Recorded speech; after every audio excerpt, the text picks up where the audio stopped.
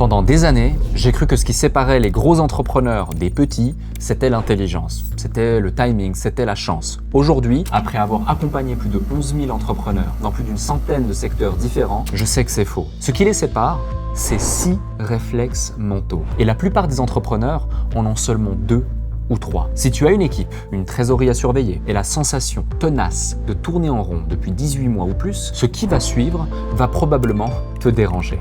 Je te partage les 6 mécaniques que j'ai vues à l'œuvre chez ceux qui passent les paliers les uns après les autres. Et la dernière, la 6e, c'est celle qui sépare un patron à 1 million d'un patron à 10 millions. Premier réflexe, entoure-toi d'alliés, pas d'amis. C'est peut-être le plus douloureux à admettre. Quand tu traverses une période difficile dans ta boîte, tu as 2 types de personnes autour de toi. Les amis qui te disent « Ouais, ton associé est nul, tes équipes sont incompétentes, c'est dur en ce moment, ouais, tu fais de ton mieux. » Et t'as les alliés qui te disent « Ok, tu es responsable. Qu'est-ce que tu vas faire pour changer ça ?» Les amis te font sentir mieux. Les alliés te font devenir meilleur. Et ce sont 2 choses complètement différentes. Quand j'ai démarré, j'avais un mentor qui m'a dit une phrase qui m'a marqué pour la vie. Je me plaignais d'une situation dans mon entreprise. Un client compliqué, une équipe qui suivait mal, je ne sais plus exactement. Et au lieu de compatir, il m'a regardé et il m'a dit « Les gagnants se concentrent sur les solutions. Si tu te plains, c'est que tu te perçois comme la victime de quelqu'un ou de quelque chose. Et tant que tu te perçois comme une victime, tu restes spectateur de ta propre vie. » Cette phrase, je l'ai gardée et je l'utilise comme un filtre aujourd'hui. Quand quelqu'un autour de moi se plaint en boucle et reste à l'écart de la solution, je sais que cette personne est un ami, pas un allié. Il y a un test simple pour identifier les vrais alliés dans ta vie. Quand tu leur partages une réussite, est-ce qu'ils la célèbrent vraiment? Et quand tu leur partages une difficulté, est-ce qu'ils te confortent ou est-ce qu'ils te confrontent? Le 1% sont autour des gens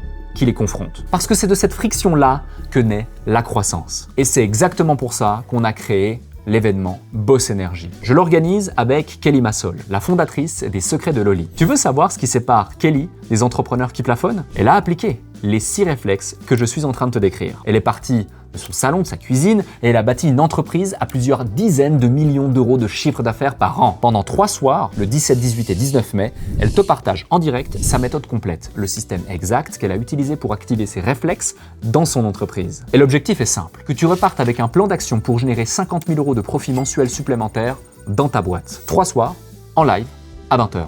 Aucun replay. Le lien pour réserver ta place est directement dans la description. Attention, les places sont limitées. Boss Energy, c'est une salle de gens qui jouent au plus haut niveau. Maintenant, 2e réflexe. La simplicité bat la complexité.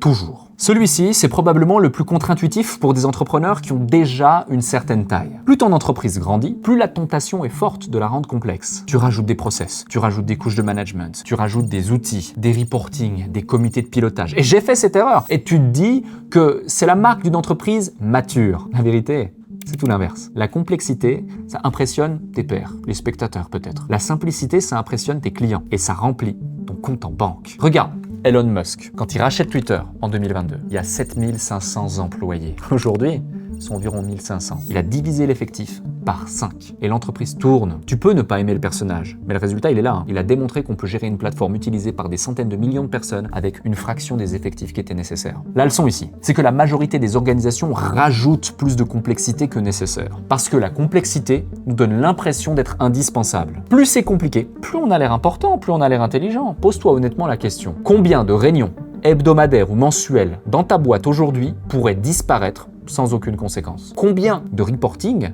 que personne ne lit vraiment? Combien de validations en cascade qu'un seul responsable pourrait trancher? Le 1% est obsédé par la simplification. Et chaque fois qu'il rajoute quelque chose, il en enlève une autre. C'est comme ça qu'on garde une organisation qui reste rapide, qui reste flexible, même quand elle grossit. 3e réflexe, la vitesse est ton seul vrai avantage compétitif. Si tu retiens un seul réflexe de cette vidéo, c'est probablement celui-ci. La plupart des entrepreneurs croient que ce qui les distingue, c'est leur intelligence, leur réseau, leurs produits. La réalité, c'est que sur le marché, tes concurrents sont aussi intelligents que toi. Ils ont aussi des contacts, ils ont aussi un produit décent. Le seul levier sur lequel tu peux vraiment donc te différencier, celui que personne ne peut te copier, c'est ta vitesse d'exécution. Je vais te raconter une anecdote. J'ai un mentor. C'est un investisseur américain qui a fait des centaines de millions de dollars dans sa carrière. Un jour, je lui ai demandé, à ton avis, qu'est-ce qui t'a rendu si rentable comparé aux autres? Est-ce que tu es plus intelligent, tu vois mieux les opportunités? Sa réponse, je m'en souviens mot pour mot. Il m'a dit, Alec, je vais plus vite. Le temps qu'un fonds d'investissement classique fasse passer une opportunité en comité, en ci, en ça, écrive sa note, prenne des décisions et autres, moi, j'ai déjà commencé. J'ai fait 3 erreurs et j'ai trouvé la meilleure version. Chez nous, chez Entrepreneurs.com, on a une règle qu'on appelle la règle des 24 heures. Quand un collaborateur dit à un autre, on en parle la semaine prochaine, c'est interdit. Pourquoi la semaine prochaine? Pourquoi pas demain? Pourquoi pas dans 2 heures? Tu vas me dire, oui mais parfois on a besoin de temps pour réfléchir. Bien sûr. Demande-toi honnêtement combien de fois tu repousses une décision parce que tu as réellement besoin de plus de temps ou plus d'informations. Versus combien de fois tu la repousses parce que tu as juste peur. Tu as juste peur de te tromper ou parce que tu préfères l'éviter encore un petit peu. Le 1%, il prend des décisions vite, plus vite que les autres. Une décision rapide à 80% de pertinence vaut beaucoup plus qu'une décision parfaite prise 3 semaines plus tard. Si tu veux mesurer où tu en es là-dessus, fais ce test. Regarde ta liste de décisions en attente. Compte combien d'entre elles traînent depuis plus d'1 semaine. Si tu en as plus de 3, tu as un problème de vitesse. Et ce problème de vitesse, c'est probablement la chose qui te bloque au palier suivant. 4e réflexe, la constance écrase le talent. Celui-là, il fait un peu mal à certains types d'entrepreneurs. Ceux qui se reposent sur leur talent. Tu connais Jerry Seinfeld, probablement le comique le plus rentable de tous les temps. Tu sais ce qu'il distingue? Sa différence vient d'un seul fait. Il a écrit des blagues et il les a testées sur scène tous les jours pendant 40 ans. Il a juste accumulé tellement de répétitions qu'il a rendu ses concurrents non pertinents. C'est de la constance industrielle à ce niveau-là. Et je vois cette même règle s'appliquer chez tous les entrepreneurs qui réussissent vraiment. Ils sont rarement les plus brillants dans leur secteur, hein. Ils sont juste ceux qui font la chose jour après jour, semaine après semaine, mois après mois, année après année, avec du rythme, avec discipline et indépendamment du contexte du moment. Il y a un piège classique chez les entrepreneurs matures. Tu connais ton métier, tu sais que tu peux le faire bien, donc tu attends d'être dans les meilleures conditions pour produire, pour publier, pour appeler, pour lancer. Et entre 2 moments parfaits,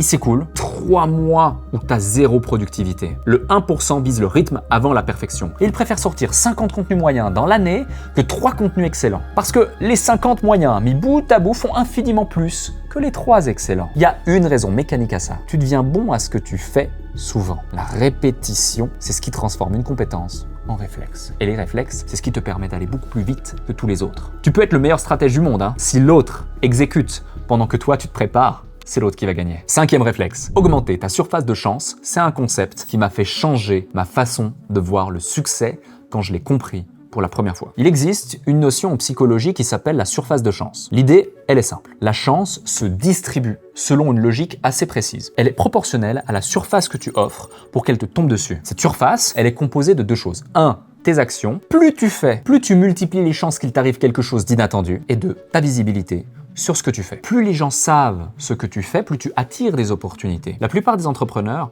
maîtrisent la première partie. Ils travaillent, ils font, ils produisent. Là où ils décrochent, c'est la deuxième. Ils gardent leur réussite pour eux. Ils trouvent inconfortable, même parfois vulgaire ou inutile de communiquer sur ce qu'ils accomplissent. Et c'est exactement là que tout se joue. Si tu lances un nouveau produit et que tu en parles à 50 mecs, t'auras peut-être de ventes. T'en parles à 50 000 via du contenu, via d'autres choses, des prises de parole, des interventions, des podcasts, peu importe, tu auras peut-être 200 ventes. Le produit, il reste le même. Le travail, pareil. Ta surface de chance vient de devenir 1000 fois plus grande. Quand on me demande pourquoi je publie autant sur les réseaux, pourquoi je fais ces vidéos, pourquoi le podcast, pourquoi je prends la parole publiquement, la réponse, elle est simple. Je le fais pour multiplier les opportunités qui croisent ma route. Plus je suis visible, plus les bonnes affaires viennent à moi spontanément. Et c'est valable pour tous les niveaux. Que tu sois un artisan, un consultant, un patron d'une PME industrielle. Plus les gens savent ce que tu fais bien, plus ils te recommandent. Plus ils te recommandent, plus tu attires sans avoir besoin de prospecter. Et le 1% comprend que la modestie professionnelle, c'est un luxe qu'on peut difficilement se payer dans un monde où l'attention est devenue la première monnaie d'échange. 6e et dernier réflexe. Spécialise ton équipe avant de te spécialiser toi-même. C'est probablement le plus stratégique pour ceux qui sont déjà à un certain niveau. Quand tu démarres, tu es généraliste. Tu fais tout. Vente, livraison, comptabilité, recrutement, ménage, tout. C'est normal, c'est inévitable. Là où la plupart des entrepreneurs se plantent, c'est dans le moment où ils décident de quitter ce rôle. La majorité fait ça. Ils embauchent un assistant, puis ils embauchent un commercial, puis ils embauchent un comptable. Bref, ils embauchent d'autres généralistes pour les soulager. Et ils restent eux-mêmes généralistes. Le 1%, il comprend qu'il a un cycle précis qu'il faut respecter. Et que ceux qui plafonnent à 1 ou 2 millions sont ceux qui sautent une étape. Phase 1, t'es généraliste, tu fais tout. Phase 2, tu recrutes des généralistes pour t'épauler. Phase 3, et c'est là que tout se joue. Tu recrutes des spécialistes qui pilotent les généralistes. Et phase 4, ton organisation est entièrement spécialisée et tu deviens toi le vrai dirigeant. Celui qui s'occupe uniquement de la stratégie, du leadership, de la vision et des décisions à fort levier. Le piège des entrepreneurs matures, c'est de rester en phase 2 pendant des années entières. Tu as une équipe, mais elle est composée de gens qui dépendent de toi pour toutes les décisions importantes. Donc, tu restes le goulot d'étranglement. Et malheureusement, tu plafonnes. La transition vers la phase 3, recruter des spécialistes qui pilotent vraiment, c'est ce qui fait la différence entre un entrepreneur qui a une boîte et un entrepreneur qui a un actif. Entre quelqu'un qui doit être présent pour que ça tourne et quelqu'un qui peut s'absenter 2, 3 semaines, 1 mois pendant que les chiffres, eux, continuent de grimper. Et c'est ce passage-là qui sépare le 1% du reste. Pas le talent, pas la chance. La capacité à recruter plus fort que toi et à laisser ces gens-là vraiment décider. Je te résume les 6 réflexes en 30 secondes. 1. Entoure-toi d'alliés qui te confrontent plutôt que d'amis qui te confortent. 2. Sois obsédé par la simplification. La complexité, c'est l'ennemi du résultat. 3. Ta vitesse d'exécution est ton seul vrai avantage. 4. La constance écrasera toujours le talent. Montre-toi tous les jours, peu importe la qualité du jour. 5. Augmente ta surface de chance en parlant de ce que tu fais. 6. Recrute des spécialistes plus forts que toi et laisse-les décider. Si tu retiens une seule chose de cette vidéo, retiens celle-ci. Le 1% se construit sur un logiciel mental. Pas sur des moyens, pas sur de la chance, pas sur de l'origine ou peu importe. Et un logiciel mental, ça se change, hein. C'est un travail inconfortable, ok. C'est un travail long, oui. Fastidieux, certainement. Mais la seule variable sur laquelle tu as un vrai contrôle dans ta vie d'entrepreneur. Le marché, il peut t'échapper. Tes concurrents, ils peuvent t'échapper. L'économie, elle peut t'échapper. Mais la façon dont tu penses, elle t'appartient. Et c'est largement assez pour faire la différence. Maintenant, j'ai une question pour toi. Sur ces 6 réflexes, lequel te manque le plus aujourd'hui ? Sois honnête, vise celui où tu sais que tu fais l'autruche depuis des mois ou des années peut-être. Dis-le-moi en commentaire, je lis tous les commentaires et je te répondrai personnellement. Surtout, si cette vidéo t'a apporté de la valeur, alors un petit like, ça m'aide à toucher d'autres entrepreneurs qui en auraient besoin, d'entrepreneurs comme toi. Et si tu n'es pas encore abonné, alors c'est le moment. Parce que chaque semaine, je décortique les stratégies qui permettent aux patrons de TPE, de PME, des entrepreneurs de bâtir une entreprise rentable sans y sacrifier leur vie. C'était Alec et à très vite dans une prochaine vidéo.